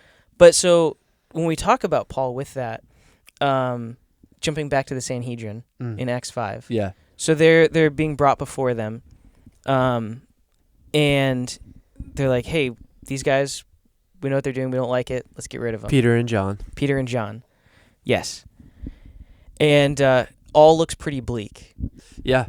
And then we see this figure step out who is one of the elite Pharisees. Yes. And his name is Gamaliel. Okay. That's important. That's if very you're taking important. Notes. Right, that will be on the test. Yeah. And Figure he out says, how to spell it. And he, if I even said it right, and he basically says, this is the Paul of Phrase version. He says, "Whoa, if these guys are preaching something that is not of God, then it will dissipate." Yeah, which makes sense. If Jesus never actually resurrected and they're lying, they'll be caught in their lie, and it'll be found out very quickly. Yeah, but then he says. And I think even the passage says in his wisdom, but if it is of God, if they are teaching something that is really from God, and we kill them, we're going against God. Right. And I don't want that on my conscience. Yeah. And so because of that, they let them go. Yeah. Yeah, and that's a really profound thing in that moment. And I think maybe that comes off of also the looking back at Jesus and Barabbas. Yeah. And going like, no, his blood will be on our hands, kill him. Yeah. And these elders in the Sanhedrin are saying, not quite sure that was the best idea. Right. Maybe especially seeing the brutality of it. Yeah. Let's not jump straight back into that again so quickly. Yeah. And keep doing that. Yeah. Because it could potentially end up bad for us, and we could be missing something. Well, yeah, because even when you look at exactly what you're saying, when you look at the brutality that they witnessed that Jesus went through. Right. And the people are still saying, no, he is actually the Messiah. Right. I'd be like, okay, hold on. Right. Let me think about this for a minute. Yeah, exactly. Like when I see what someone went through and what these people watched him go through, right. and they're still going to say, no, he is Christ. Yeah, not only That's that. going to give me some pause. Yes, not only that, but also if these are teachers of the law, Yeah. Yeah. then they read and study and look at all the they're going to places see where these things. Yeah, and all the places where God shows up and takes care of the problem all by himself. Yeah. Yeah, true. And That's if, very true. And if they're the problem, he's going to take care of them all by himself. Yeah. You know what I mean? There will be judgment. And that's kind of what he's saying. Yeah. Is like, I don't want to reap the judgment of God if potentially these men are correct. Yeah. You know? Yeah, absolutely. But who's the guy? Gamaliel? Well, so here's what's interesting. So you didn't just say a random name for no reason. No, not for any random reason. Tell me why you said that name, Paul. So, one of the wise leaders of the Gamaliel, he is lauded for his knowledge. And so it's interesting. So he's honored. He's honored. Or remembered. He's remembered. Esteemed. Very highly esteemed. And so what's interesting about him is there's not a lot that's talked about him. Yeah. We don't know that much. But he is mentioned by Josephus, the historian. Okay. Who wrote about the nobility of Gamaliel's son, Simon. But Josephus, his description of Gamaliel's family is consistent with the picture we see in the book of Acts. Yeah. The Talmud also mentions Gamaliel, but there's still a lot we don't know. But basically the idea is that he was known as his whole family, actually, him and his family, were revered as men of wisdom and prudential judgment. Mm. In God's sovereign plan, the Jewish rabbi preserved the lives of the apostles, as we see. Yeah. And so at that time, there were two. I have both their names written down, so I make sure I didn't say it wrong. So there were two rabbinic sages. Yeah. In the first century, who founded the schools that debated Jewish law. Okay. And the two were Hillel and Shammai. Yeah. And Hillel, his student was Gamaliel. Mm. So Gamaliel studied under Hillel, who was the one who often debated with Shammai. And so we actually see a picture of their two ideologies and the school when we see the Pharisees ask Jesus about divorce in Matthew. Yeah. So what they're presenting is this big debate that's been going on between these two rabbis. Right. And so it's like, okay, so we see like there's interaction with these ideals and these people. So the Hillelites, as they're often called, they're the more progressive, I'll even say maybe more loose. Yeah. They're more like, hey, like it's going to be fun. Yeah. With stuff, they were much looser with their interpretation of the law, and they gave a lot of grace and like comfort to people as they in their studies. Whereas the Shammai or Shammaites, they were more like hard-nosed. Nope, like this is it. It's this or that. Yeah. There's no the grace. Way it's written, yeah. Yeah. And so Gamaliel, he is known also by one of his pupils, which was Paul. And we see that in the book of Acts as well. Yeah. Where it claims that, yes, Paul studied under Gamaliel. Right. Now, with that, there's a lot of debate whether that's true or not. Okay. And one of the big things, which I find a fascinating argument, they're like, well, Paul doesn't act the same way that he would have taught, so it doesn't make sense that he studied under him. Mm. But it kind of makes me laugh, because it's like, well, have you seen Peter and Jesus? Right. It's like, Jesus, we see him, and then Peter's like, yeah, I'm going to go cut that guy's ear off. Sure. So it's like, we see these very differing opinions and beliefs from a master and a student. And you're saying in Paul, who was Saul, yeah, you're saying in the way that he approached Christians.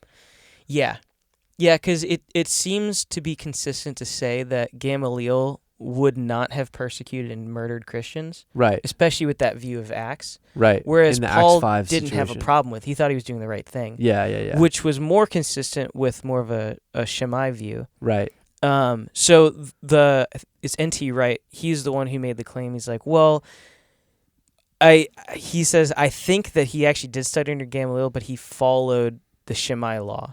Sure. The Shammai rules, basically, which honestly would make sense. Well, and Paul himself calls himself a zealot. Yeah, which is consistent with that would ideal. Be. Yeah. And honestly, it's like, and it doesn't invalidate who he studied under.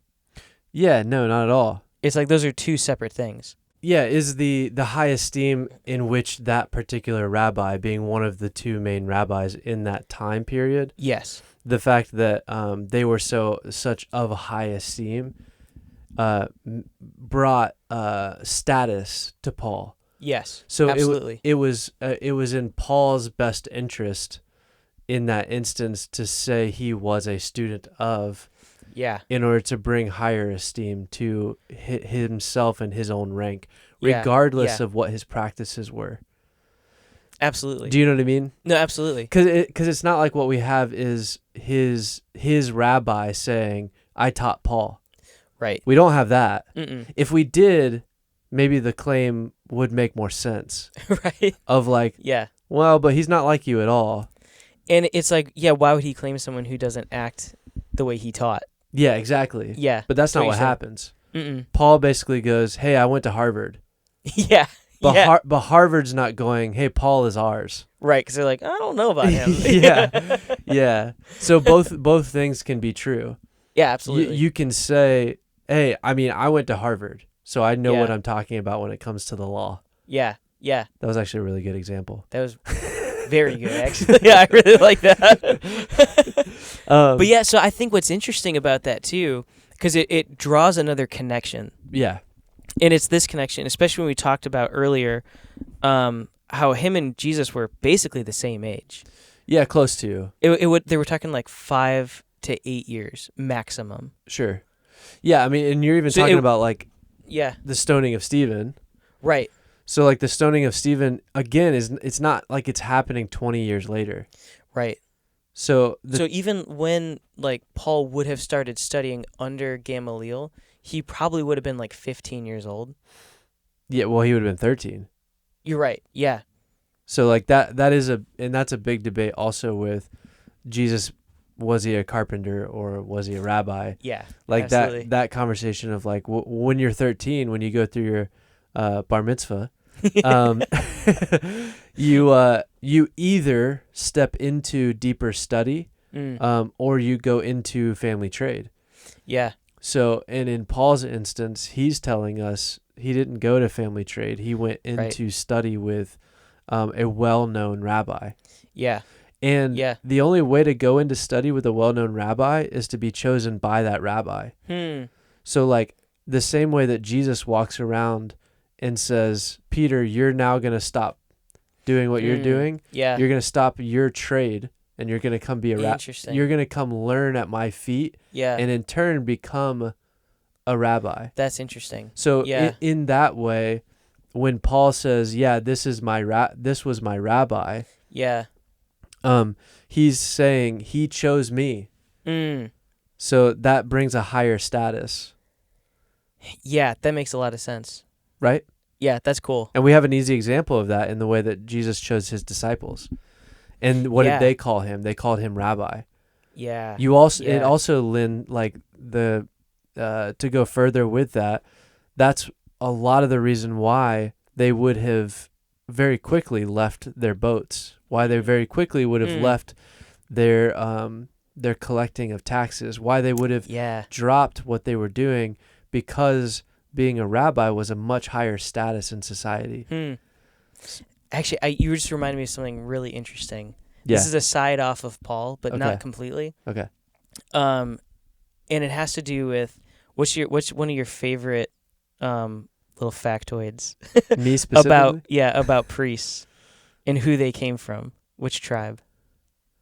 Oh, Levi's? Yeah. Okay. So here's what's interesting. I was about to be like, what are you talking about? Yeah, I was like, let me set this up. The Levites? So going back to Isaiah 66. I do love me a Levite. I love me a good priest. Love a good Levite. It's the hardest thing to find around this town. Good Levite. It is kind of hard. So, You just reminded me of this, and I was like, oh, this is a cool thing. I forgot I wanted to read for you. Yeah. Isaiah 66. Read it for me, Paul. So, listen now, my child.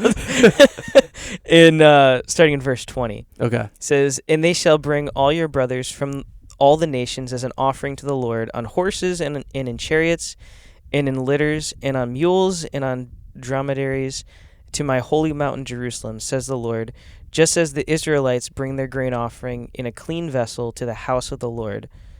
And some of them also I will take for priests and for Levites, says the Lord. And so here's why I thought that was interesting. Okay. Because, again, this is in relation to him sending out the survivors to the nations. Where is this again? In Isaiah 66. Sorry, yeah. Okay. So in that same setup passage. Yeah, where he's like, I'm reclaiming the nations. Yeah. And I'm going to have everyone come and bring their offerings to me. And I'm going to take some of them as my priest and some of them for Levites. Yeah. He doesn't say I will take Levites. He says I will take them for. Yeah. And I was like, oh, that's actually really interesting, because when he goes into the apostles, it's like, oh, these aren't Levites. Right. But he's like, I'm going to take them for Levites because I'm fulfilling my own mission.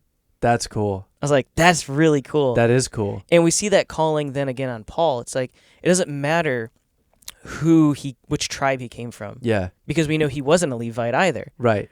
But Jesus is like, I don't care anymore. Yeah. Because you're going to fulfill my mission. You're the survivor who's going to fulfill my mission.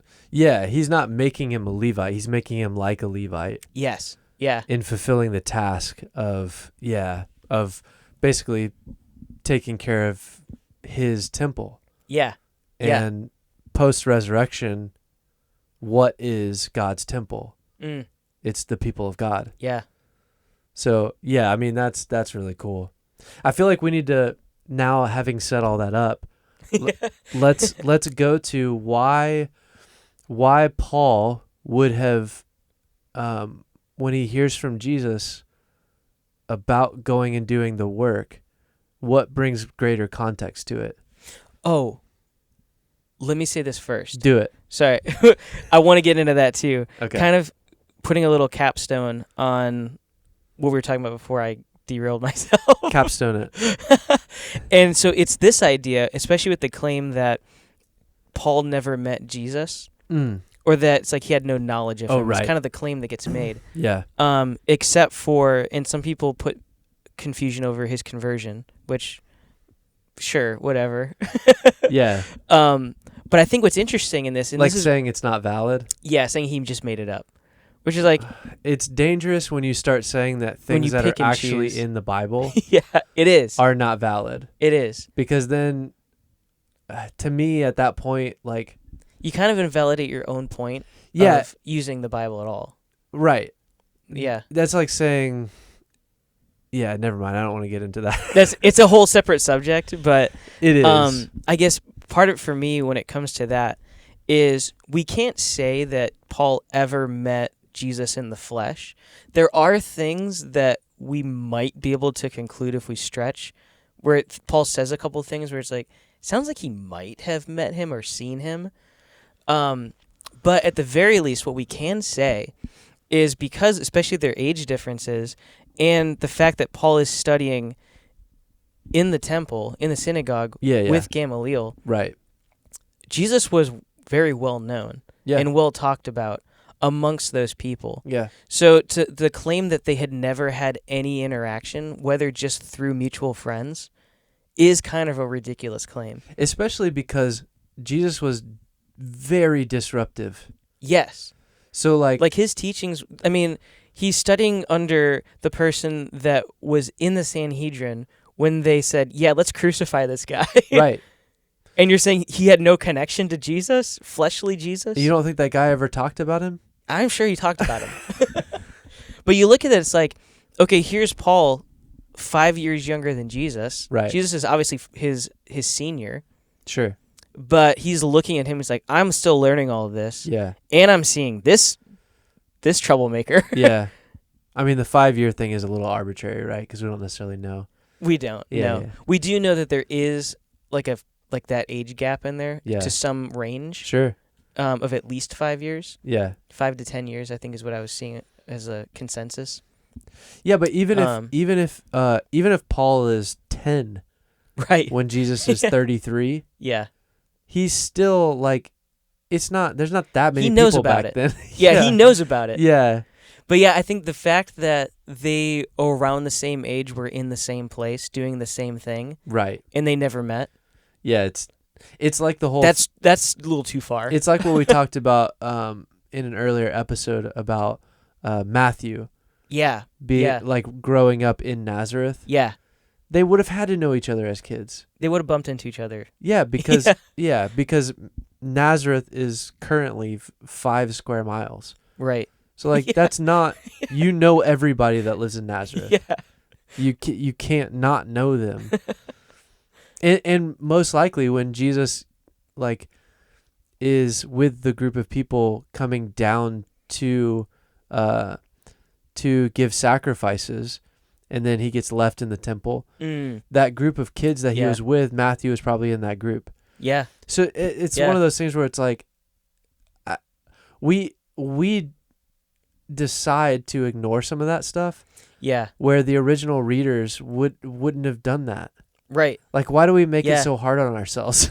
And it kind of goes to what you were saying earlier to setting this whole thing up, is like some of the things we don't necessarily think about.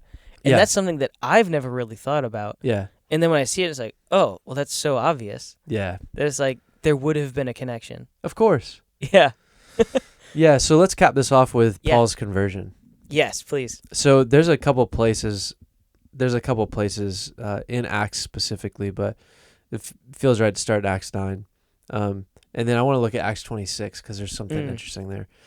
But it says, but Paul, still breathing threats and murder against the disciples of the Lord. So this isn't Paul writing. That's why I want to look at 26 in a minute. He goes to the high priest and asks him for letters to the synagogues at Damascus, so that if he found any belonging to the way, men or women, he might bring them bound to Jerusalem. Now as he went on his way, he approached Damascus, and suddenly a light from heaven shone around him.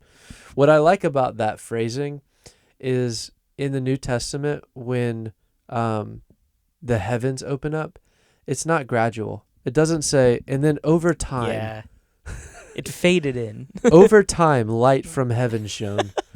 It says, and suddenly a light from heaven shone around. And falling to the ground, he heard a voice saying to him, Saul, Saul, why are you persecuting me? Real quick. We talked about this in an earlier episode. I like that we are saying that now instead of this could be a whole new episode. Yeah, true. Saul, what is Saul? Like, give context for that. Saul, Paul, what's the difference? Yeah, and we see that in how it's changed, how they switch which one they use. Yes. Is that Paul was not a change name for him. Right. But it was just his other name. Right. And when he starts his ministry specifically to the Gentiles, he goes by Paul. Right. But when he's still a Jew, yes, amongst Jews, he goes by Saul. So that's pretty important right here in the conversion. Yeah. And I'll get to the reason why. It's actually not in 9, it's in 26. Ooh. So I'll just say Jesus addresses Paul as Saul. Yeah. There's a reason for that. So he says, Saul, Saul, why are you persecuting me? And he said, who are you, Lord?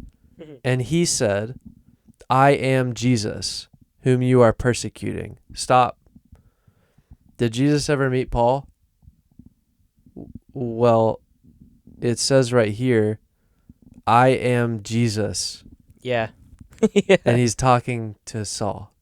Yeah. So, like, I mean, you either have to decide just to not believe sections of the Bible. You know what I mean? It's like, what do you mean they didn't meet each other? Well, especially that, it's like, there is that familiarity, which is what you're pointing out. And it's like, Saul had never seen Jesus in his resurrected body. True. But it seems to say that, it seems to show even him by calling him Lord. It's like, there's got to be some recognition there that... So I'll get to that. Oh, and for him to say, like, I am Jesus, he's like, he knows what Jesus looks like. Yeah, but he's not seeing him right now. That's true. Yeah, that's true. So that was part of what I was going to get to. But so yeah, he says, I am Jesus whom you are persecuting, but rise and enter the city, and you will be told what you are to do. The men who were traveling with him stood speechless, hearing the voice, but seeing no one. Saul rose from the ground, and although his eyes were opened, he saw nothing. So, I mean, that harkens back to that, like, eyes to see, ears to hear. That's that type of language where he saw exactly what he needed to see. But when he saw heavenly things, his earthly vision went away. Yeah. Yeah. And it's almost like That's in cool. this moment, Saul's vision shifts dimension. And he can see heavenly things, but then when the heavens close up again and he's on earth, his eyes have to adjust. Yeah. It says, so they led him by the hand and brought him into Damascus. And for 3 days he was without sight and neither ate nor drank. So he fasted for 3 days. That sounds kind of familiar. Now there was a disciple at Damascus named Ananias. And the Lord said to him in a vision, Ananias. And he said, Here I am, Lord. And the Lord said to him, Rise and go to the street called Straight. And at the house of Judas, look for a man of Tarsus named Saul. For behold, he is praying. And he has seen in a vision a man named Ananias come in and lay his hands on him so that he might regain his sight.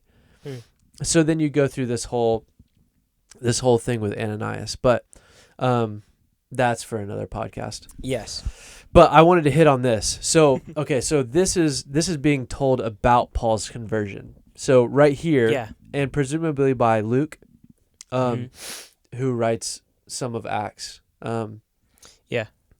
It's accredited to him, having written some of it. So, so right here you see Saul. Okay, so I want to jump really quick to Acts 26 before we comment too much on it. In Acts 26, you see this moment where Paul himself tells of his conversion. So this is from the words of Paul. And in this instance, we don't even really need to set it up. I really just want to go to what his conversion is from his words. It says, in this connection, I journeyed to Damascus. He's before a council at this point. But he says, I journeyed to Damascus with the authority and the commission of the chief priests. So we learned that before. So the account in 9 is about him, not by him. Yeah. Now we see it corroborated right here by him. Yeah. So his conversion is both told by someone else, and then later in Acts of the Apostles, you see him say the same thing, but with slightly more detail. He says, in this connection, I journeyed to Damascus with the authority and commission of the chief priests. At midday, O king, I saw on the way a light from heaven, a light from heaven, brighter than the sun, that shone around me and those who journeyed with me. And when we had all fallen to the ground, I heard a voice saying to me in the Hebrew language, Saul, Saul, why are you persecuting me? It is hard for you to kick against the goads. Okay. Wow. So you go, okay, why does Jesus say Saul, Saul, and not Paul, Paul? Here's why. Because he said it in the Hebrew language. You know what? It's such a fascinating thing about that as well. Yeah. Is even... No, go ahead. Yes, I do know. And I actually just heard a couple of scholars talking about this recently, and it's the language that Jesus uses. In that, at the time, it's like even amongst the Jews, like Hebrew was more of a liturgical language. Yeah. In the same way that Latin is for a Catholic church. Right. And it's like, it's for the people that study old texts. Like they'll know the language, but no one really speaks it. Right. Which is why it's like things are written in Koine Greek. Yeah. that's the common language then. It's like that's what people know. Right. And so Jesus, we actually see that in the Sermon on the Mount. It's written very poetically in Greek. Right. And because he spoke it in Greek. Yeah. But we also see moments, this is one of them, where he speaks in Hebrew. Yeah. And it makes sense that he would have known that because he studied those texts. Yes. He studied that language. Yes. And same for Saul. Yes. He studied those languages. He was studying to be a Pharisee. Right. It's like he would have known that. Yeah, these are all witnesses to the details. Yeah. Like if you just pay attention to the subtleties of what is It's actually impressive. written, Yeah. it's all telling you that this stuff is all corroborating with each other. It's all linking in this really pretty intricate puzzle. You go, hey, why did he say Saul instead of Paul? Well, Paul says he spoke it in Hebrew. It's so cool. Yeah, which would have been unlikely for Jesus for the most part. Yeah. Except in some ways you also have this element where Saul is carrying this out from the high priest. Right. And so he's doing a kind of a rabbinical practice. Which is actually cooler that Jesus, during this moment, did speak in Hebrew. Yes. Because, I mean, when Jesus read from the scrolls in the synagogue, he was most likely reading in Hebrew. Yeah. For some of those, at least. Yeah. There's some Septuagint. debate on that. Yeah, depending on what he was actually reading, why he was reading it. But like he would have read the Hebrew text. Right. And so for him to speak that actually, in some ways, brings more authority. Yes. Because that language for Saul was tied directly to the Old Testament. Yes. Yeah, and to address something that I always thought was really funny, is in this, because you mentioned it when I read from Acts 9, but when it says, when he says, Saul, Saul, why are you persecuting me? And then I have this referenced out. There's no reason to get into it, but Saul's response is, and I said, who are you, Lord? And I always thought it was funny. I actually potentially preached a message where I was like, this feels redundant that he says, I might have said that at some point in a message, but it feels redundant that he says Lord. But the word for Lord here is actually synonymous with sir or like head of household.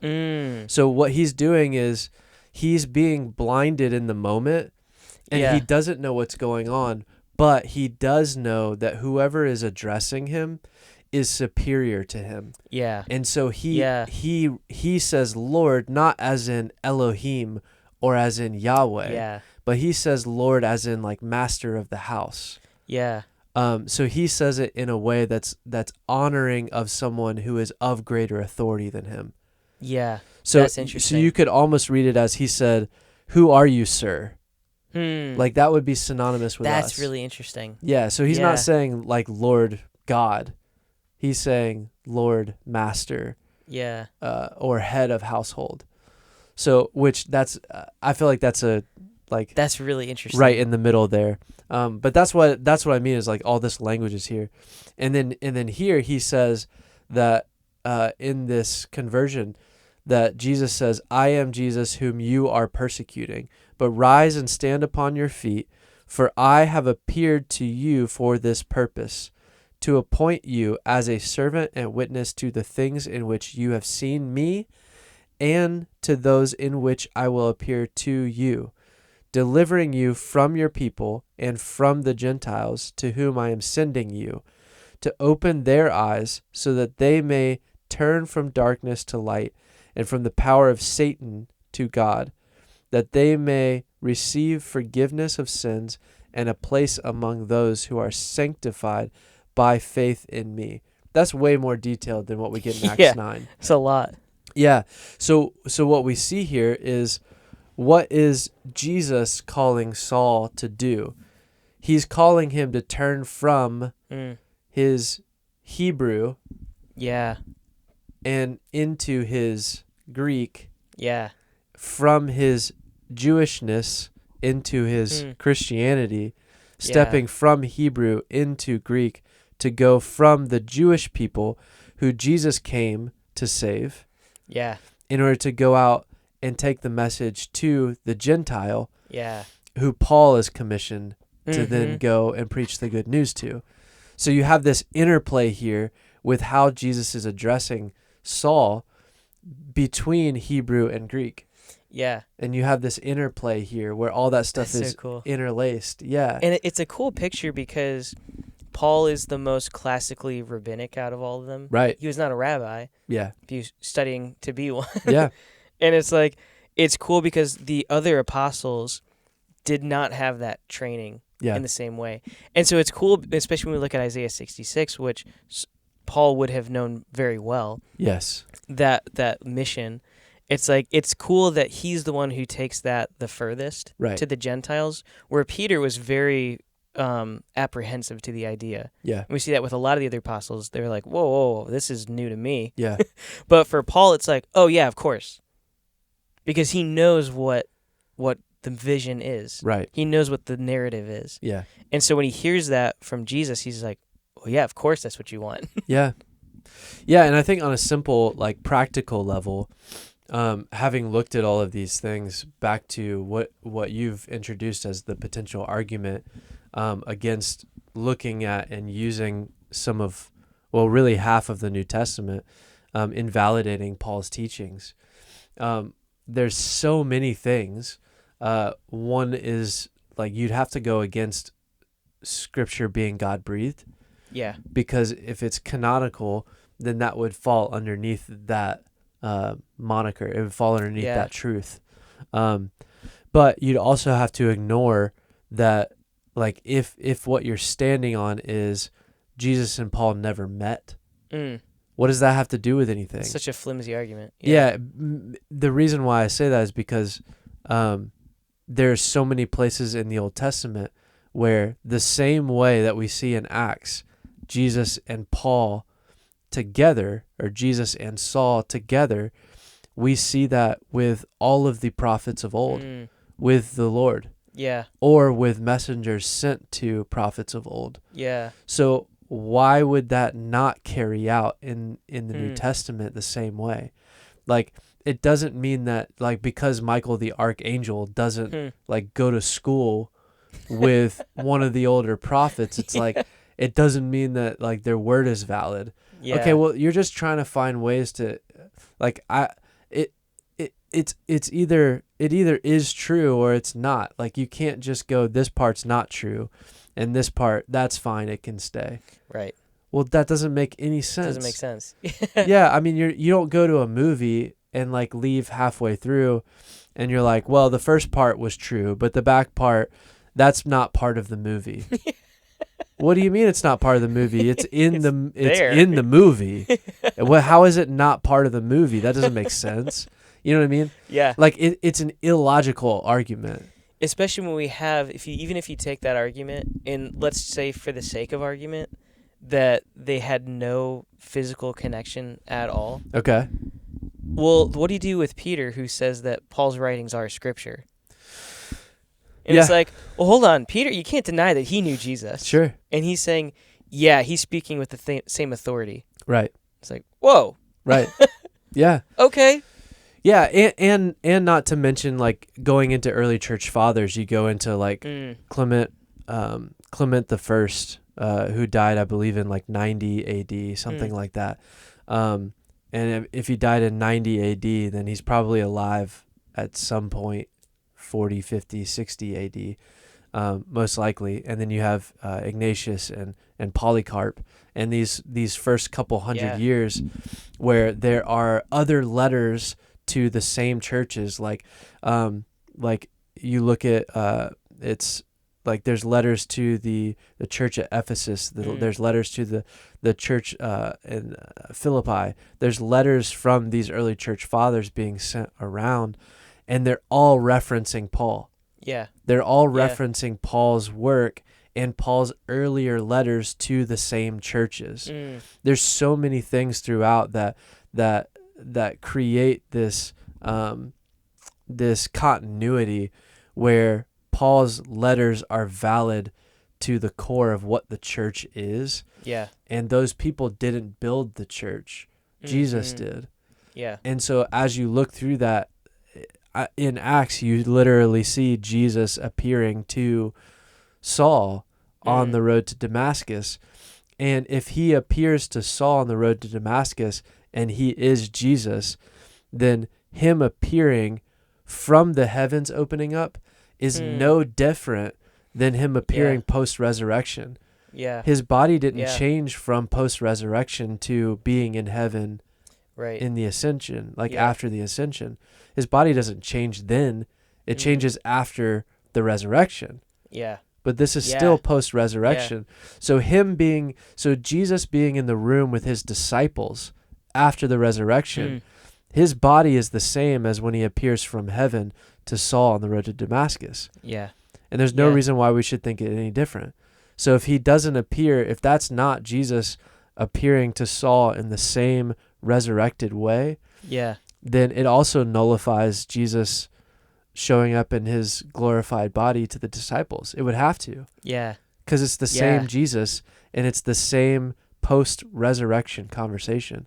I mean, we even see that in the conversion where he identifies himself. Yes.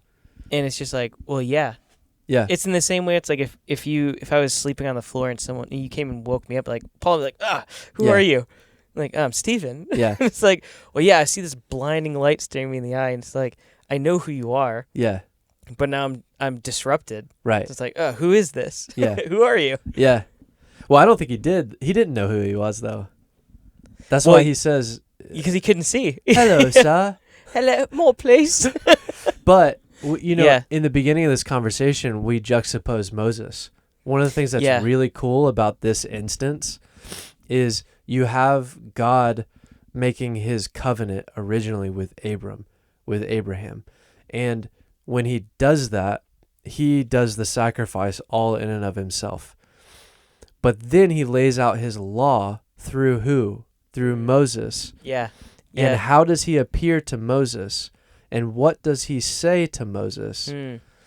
Moses says, who are you? Yeah. And he says, I am that I am. Yeah. Saul says, who are you? And he says, I am Jesus. Yeah. It's the same thing. That's so cool. It's cool. It's all so cool. It's all the same thing. The Lord doesn't change. Yeah. Like from age to age, generation to generation, he is the same yesterday, today, and forever. It's the same. The way it's portrayed, the way it's worked out in the Old Testament, it's worked out exactly the same way in the New Testament. Yeah. And it parallels it. And that's why it's important for us to read and understand all of it all at once. Yeah. Well, I think that's what's so interesting, because there are consistently those claims against Paul or against any writer of any book in the Bible in a lot of ways of like, they all contradict each other and they all blah, blah, blah, and this and that. And it's like, okay, but like they don't. Yeah. And it's actually more impressive than that. The fact that there are so many writers and everything has so much layers and depth to it. Yeah.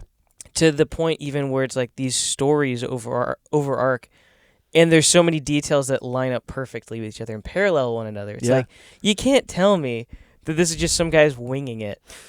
It's like, no, there's something deeper going on here. And I think that's why we can be studying one book, the collection of scripture that we have, for so long. Yeah, absolutely. The fact that it's like all they had at the time of the early church was they had the law and the prophets. Yep. And they studied that for that entire time. Yeah. And what do we do now? We study the law and the prophets plus the extra stuff that we now have. Yeah. But it's like, we just added more to stuff we already didn't fully get. Right. Yeah. Like, this is more complicated now. Yeah. But it's like, well, how can we keep learning from it and keep studying it? Because there's so much in here. Yeah. And it's like that's not some random novel some guy decided to write one day. Yeah, exactly. It's like, this is bigger than like a Stephen King book. Yeah. Yeah, it's cool because it all reflects itself. Yeah. And the statement is true that God is the one who was and is to come. Yeah. Yeah. And he doesn't change. We need to, like, that's one of the things that I feel like is important. If you're a person that looks at the Bible and says, God's flip-flopping, he's like, he's changing here, it's contradicting, what I would say is you haven't read it enough. You haven't studied enough to show yourself approved. You haven't gone into it and gone, hey, I don't understand this. you can't just, if you don't understand it, you can't just say, well, this contradicts that. No, study to understand. Study and humble yourself. That's the biggest thing, is humble yourself in order for the Holy Spirit to reveal to you all of these connections that are in the scriptures where God is revealed through his word. Yeah. And it's not like some magic book. Like, it's just not. Right. But we can't, if we haven't spent the time to be in the word, and we haven't spent the time and humbled ourselves and put ourselves low, then it's going to be foolishness. Yeah. And if you're a person that says it's foolishness, then the word of God itself tells us that you are foolish. So if you want to say, like, maybe that's a strong way to end this. It is strong. But if you're a person that says part of it is foolishness, this doesn't make sense, it contradicts itself, all of those things, the Bible, the word of God itself says you are foolish. Yeah. Which is a very Paul appropriate thing to say too. Yeah, true. Paul gets me fired up. He does. He's a fiery guy. Yeah. But yeah, I mean, that's what it is when we look at the New Testament. Nothing said in the New Testament is new. Right. Even though we call it the New Testament. All it is a revelation of what has already been said. Yeah, and it's the revealing of who Jesus. the people are. Yeah, of Jesus. It's Yeah. saying, like, hey, it's been encoded throughout the scriptures in the Old Testament. Yep. And now I'm just going to point it out. I'm giving you the code now. Yep. It's like all this combination here, the answer is Jesus. Now just plug that in. Yeah, and like Paul says in Romans, it's a stumbling block to the Jews. Yeah. And foolishness to the Gentiles. Yeah. So if the gospel is foolishness to you, well, then you agree with Paul. Uh-oh. 3, 2, 1.